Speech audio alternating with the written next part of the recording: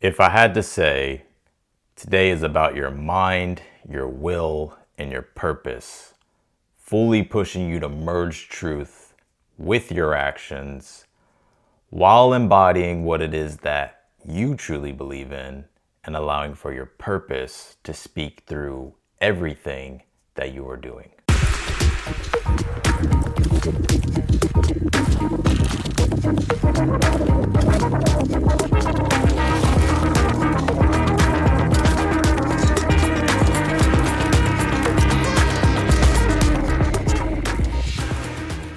Welcome back to the channel, everyone. I hope everyone out there is doing well. This is going to be the astrological forecast here for October 29th, 2025. I'm just laughing because I swear my dog does the funniest things as soon as I start recording. Oh man, sometimes I wish you all can really see it. But anyways, let's talk about this day. Let's go ahead and switch to the chart here. All right, let me pull this up here. Now, I said at the very beginning of this video that this day is about your mind, your will, and your purpose. And the reason why I say that is because, well, Mercury has just come into Sagittarius. Mercury deals with our mind. And Mercury also is going to oppose Uranus retrograde in Gemini today. And then also we have Mars, our will, here in Scorpio, trining over to Saturn retrograde in Pisces. And this is the will purpose that I was talking about. And I really want to emphasize that word purpose because even though Saturn's not conjunct this north node in Pisces, it's still pretty close. But because there's a trine here going on to Saturn, that this north node is being activated. And the nodes deal with fate and destiny. The north node pulls us into the future.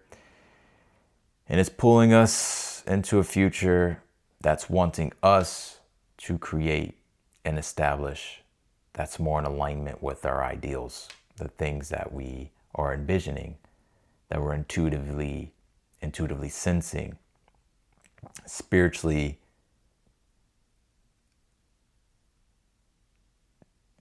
wanting to tune in to. So this is our mind, our will, and our purpose here really being activated. And I said also too that this is about merging truth with your actions. And what I mean by that is that, for one, I want to say Mercury here coming into Sagittarius, the mind's about to become a lot more expansive. Sagittarius deals with big, broad, lofty ideals. You also hear a lot with Sagittarius that it deals with like adventure. Like if you ever look at a Sagittarius profile, they're always like traveling or going on the adventure. And that's because it reflects Sagittarius's core meaning of this bigger, broader, loftier, ideal frame of reference of wanting to explore, wanting to adventure, to gain wisdom, to gain understanding, to gain a higher sense of perspective. And so our minds are about to become a lot more expansive. Also, Sagittarius deals with positivity and optimism. So the mind's about to be operating in a framework that's more positive, more optimistic. People are going to start probably talking more poetically or just more openly, just saying things, expressing things in a bigger, more probably exaggerated way with Mercury being in Sagittarius. Also, Sagittarius too is it's the educated teacher too. So it takes on, really wanting to learn and also wanting to teach, wanting to put out your beliefs. And so that's Mercury in Sag, right? We will have a retrograde here too, which I'll talk about whenever that time comes. But this opposition here to Uranus retrograde in Gemini, that Gemini deals with truth and information, right? The facts. And Uranus deals with unpredictability, disruption, liberation, innovation. Innovation comes through in a way that can somewhat be disruptive because it's new.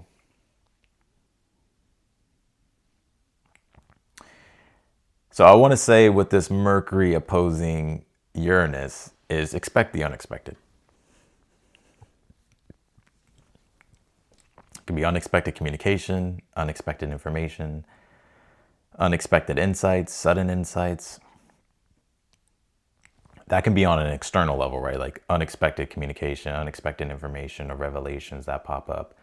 On an internal level, it can bring sort of a restlessness to break free from the rigid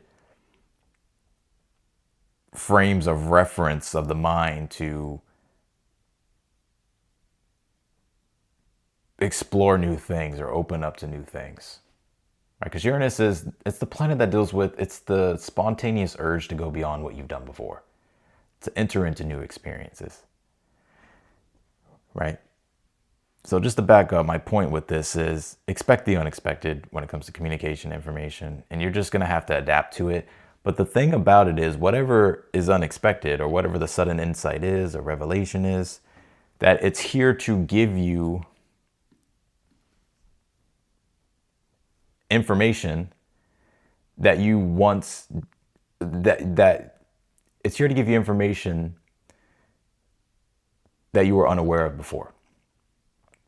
And so with that information, it allows for you to refine your understanding here, Mercury being in Sagittarius, in a way in which it's more connected to truth, that allows for you to be able to have a broader, better understanding of things. So, all right, I don't know what happened, but with that bigger, broader understanding of things, it just allows for you to be able to have a more accurate assessment of things.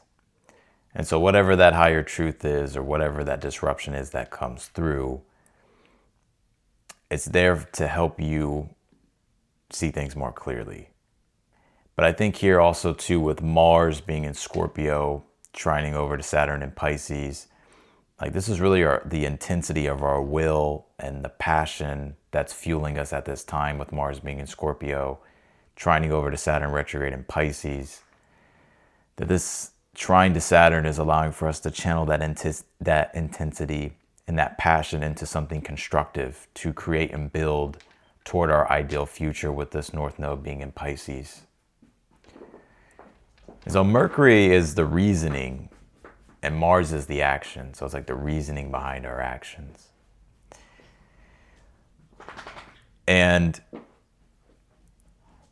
this Mars trying to go over to Saturn will allow for you to become, or just it'll allow for you to, you'll notice you'll be more focused, more concentrated, more disciplined, and wanting to really stick with things. I don't know if you've ever heard of that saying, lock in. That's Mars trine Saturn. Now, although Saturn's retrograde in Pisces, there's this internal reconstructing going on in regards to our awareness, showing us where we can build better structures in our life to help us create the ideal reality that we want. So this Mars here is just allowing for us to stay focused, stay on top of things, stay disciplined. And it's giving us the endurance and the tenacity here to follow through with what it is that we're building, what it is that we're creating. And so the mind and the will and purpose are really being activated here. And with this moon being in Aquarius, with this quarter moon, first quarter moon, right? So we're halfway there to the full moon. But this is what I was talking about at the very beginning of the video about embodying, right? Like this is us being able to embody emotionally what it is that we actually want to formulate connection with emotionally, with it being in Aquarius. Because Aquarius deals with the social systems that we're connected to, whether that's our friends, whether that's the people that we know, whether that's the collective, whether that's our communities, or just the groups that we're loyal to. But this square here is going to bring a challenge, frustration, because that sun in Scorpio, the core purpose of it is it's seeking depth, emotional depth and meaning. But the moon being in Aquarius is kind of the exact opposite. It's very detached and objective.